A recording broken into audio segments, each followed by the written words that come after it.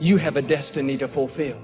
You need to surround yourself with people that are not constantly taking something from you, but with people that are putting something into you.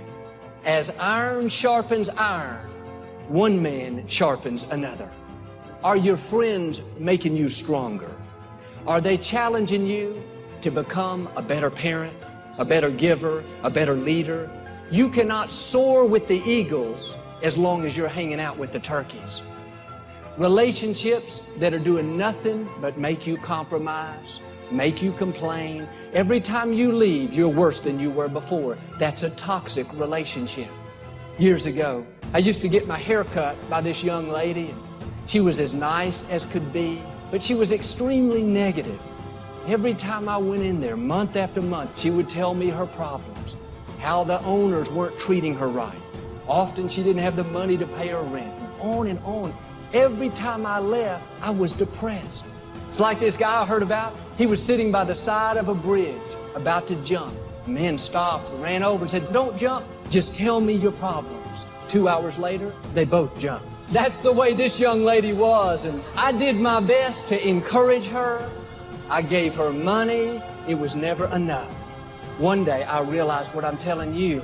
I cannot go where God has taken me with her in my life. I'm going to pray for her, but I can't fulfill my God-given destiny putting that poison in me month after month. You too may have to change where you do business, where you shop. Your time is too valuable. Your destiny is too great to spend it with people that are constantly draining the life and energy out of you. Show them the door. Be kind, be polite, but you need to gradually start pulling away. You have not because you ask not. Now listen to me. A lot of the problems I was having is because what I was asking God for was the wrong stuff. I kept going to Him too small. God don't give you what you want. He give you what you believe. So you don't ask this great God for big stuff because you don't see how you can get it. If you keep doing what you've been doing, you're going to keep getting what you've been getting. Yes, we should thank God that our needs are supplied, but don't settle there. That's not your destiny. He is a more than enough God. And this is where the Israelites missed it. They had been in slavery for so many years that they became conditioned to not having enough. When Pharaoh got upset with Moses, he told his foreman to have the Israelites make the same amount of bricks without the hay being provided for them. I'm sure the Israelites prayed, "God, please help us to make our quotas." They prayed from a slave mentality. Instead of asking to be free from their oppressors, they were asking to become better slaves. Are you asking today to become a better slave? Are you asking for the abundant, more than enough life that God has for you? Don't pray to get by. Dare to ask big. Ask for what God promised you. Maybe you've gone through a disappointment. Don't pray, "God, help me to deal with this loneliness." That's a slave mentality. Turn it around. "God, you said you would give me beauty for these ashes, that you would pay me back double for this unfair situation." Or your dream may look impossible. "God, you said your blessings would chase me down, that goodness and mercy are following me, that you would give me the desires of my heart."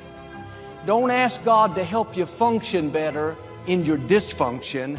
Ask Him for your dreams. Ask Him for explosive blessings. Ask Him to propel you into your purpose. God can make things happen that you could never make happen. He's already placed abundance in your future. My question is, are you asking big, or are you letting your circumstances, what somebody said, talk you out of it? But when you get this in your spirit, that the God who breathed life into you is a more than enough God, an abundant God, then you'll have this boldness to ask for big things. Not to just pay your bills, but to be totally out of debt so you can be a blessing to others. When we ask to become better slaves, you may have plenty of reasons to settle where you are. The odds may be against you, but the good news is God is for you. If you're going to beat the odds, stand out in the crowd, you have to learn this principle to ask big. Sometimes we're praying for a $3 an hour raise. We're praying for a promotion. God's got a business for you to own. We're praying to pay our bills. God's planning on blessing you so you can pay other people's bills. Joel, I can't ask for what I really want. That wouldn't be right. That'd be greedy. That'd be selfish. Nothing makes God any happier than for Him to see you step up to who you were created to be. I know everything I've asked for hasn't come to pass, but the point is, if you'll go to God with childlike faith, asking for things that you wouldn't normally ask for, there will be times that you see God show out in your life in ways greater than you ever imagined. There's no limit to what God will do for you if you'll use what He's given you to help others. Now do your part. No more sick prayers. Get rid of that slave mentality. Go to God like it's your birthday. Ask Him for your dreams. If you'll do this, I believe and declare God is going to give you more influence, more resources. You're going to accomplish your dreams and become everything God created you to be. Man, you know what I'm asking God for right now? If you could see my vision board, you would be blown away. God got a big life for you. I'm just trying to tell you how I got here. When the last time you really asked Him for something? Or do you keep making requests that's inside the confines of your paycheck? This is simple stuff that anybody can apply. You ain't even gotta have no degree to do this. I have asked God for some tremendous stuff. Everything He hasn't given to me. My life is covered with grace and favor. When you got favor on your life, no matter what you're thrown into, you're gonna always rise to the top. You know, you can actually change the direction of your life. Life is not designed where you just wake up and see how it go and you react. You have a determining voice into where your life can go. Understanding self-worth is the beginning of progress. If one of us can do it, all of us can do it. You're supposed to evolve, not be the same way. Life is a fight for territory.